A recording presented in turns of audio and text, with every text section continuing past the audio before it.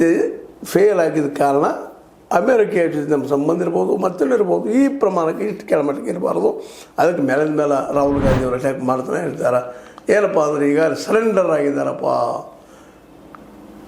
ರಾಷ್ಟ್ರೀಯ ಸರೆಂಡರ್ ಸಂಘ ಅಥವಾ ಅಸೋಸಿಯೇಷನ್ ಅನ್ನುವಂಥ ಮಟ್ಟಿಗೆ ಮಾತಾಡ್ತಾರೆ. ಇದು ಎಷ್ಟು ಮಟ್ಟಿಗೆ ಸರಿ ತಪ್ಪ ಅದು ಮಾತು ಬೇರೆ. ಬಟ್ ಇವು ನಡೆದ ಘಟನೆಗಳಿಂದಾಗಿ ಸಹಜವಾಗಿ ಇವತ್ತು RSS ಬದಲಾಗಿ ಅಥವಾ PGP ಬದಲಾಗಿ ಮೊದಲನೇ ಒಂದು ವಿಶ್ವಾಸ, ಒಂದು ನಂಬಿಕೆ ಕಡಿಮೆ ಆಗ್ತಾ ಹೋಗ್ತಾನೆ ಅನ್ನೋದು ಎರಡು ಮಾತಿಲ್ಲ. ಇದ್ರ ಜೊತೆಗೆ ಕಾಂಗ್ರೆಸ್ ಅಂತೂ ಸಹಜದ ವೇಣುಗೋಪಾಲ್ ಅವರಂತೂ ನೇರವಾಗಿ ಅಟ್ಯಾಕ್ ಮಾಡ್ತಿದ್ದಾರೆ ಮೋದಿಯವ್ರ ಮೇಲೆ. ಪ್ರಧಾನಿ ನರೇಂದ್ರ ಮೋದಿ ಅವರು ತಮ್ಮ ಹುದ್ದೆಯಲ್ಲಿ ಮುಂದುವರಿಯುವ ಅಧಿಕಾರವನ್ನು ಕಳೆದುಕೊಂಡಿದ್ದಾರೆ. ಮೋದಿಯವರು ವಾಷಿಂಗ್ಟನ್ ತಾಳಕ್ಕೆ ತಕ್ಕಂತೆ ಕುಣಿಯುತ್ತಿದ್ದಾರೆ ಎನ್ನುವುದು ರಾಮ್ ಮಾಧವ್ ಹೇಳಿಕೆಯಿಂದ ಸಾಬೀತಾಗಿದೆ ಅಂತ ಹೇಳ್ತಾ ಇದ್ದಾರೆ. ಇದರಿಂದ ಸಾಬೀತೇನಾಯ್ತಪ್ಪ ಅಂದ್ರೆ ಅಮೇರಿಕ ಹೇಳಿದಂಗೆ ಕೇಳ್ತಾರೆ ಅನ್ನೋದು ರಾಮ್ ಮಾಧವ್ ಅವರು ಸ್ಪಷ್ಟವಾಗಿ ತಿಳಿಸ್ಕೊಟ್ಟಿದ್ದಾರೆ ಅಂತ ಹೇಳ್ತಾ ಇದ್ದಾರೆ. ಅಷ್ಟೇ ಕಂಡಿರದ ಅವರ ಜಾಗತಿಕ ವೇದಿಕೆಯಲ್ಲಿ ಭಾರತವು ತನ್ನ ಸ್ವತಂತ್ರ ಧ್ವನಿಯನ್ನು ಕಳೆದುಕೊಂಡಿದೆ.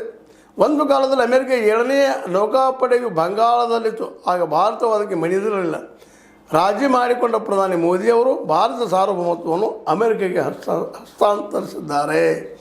ಸ್ವಲ್ಪ ದೀರ್ಘವಾಗಿ ವಾದ ಮಾಡಿದ್ದಾರೆ. ಇತ್ತೀಚಿನೆಲ್ಲ ವರ್ತನೆಗಳನ್ನ ನೋಡಿದಾಗ ಅಮೇರಿಕೆಯ ಒಂದು ಏನಪ್ಪ ಆಜ್ಞೆಗಳು ಪಾಲಿಸೋದು ನೋಡಿದಾಗ ಸಹಜವಾಗಿ ಮಾತಿನ ಸತ್ಯದನಪ್ಪ ಅಂತ ಅನಿಸ್ತದ.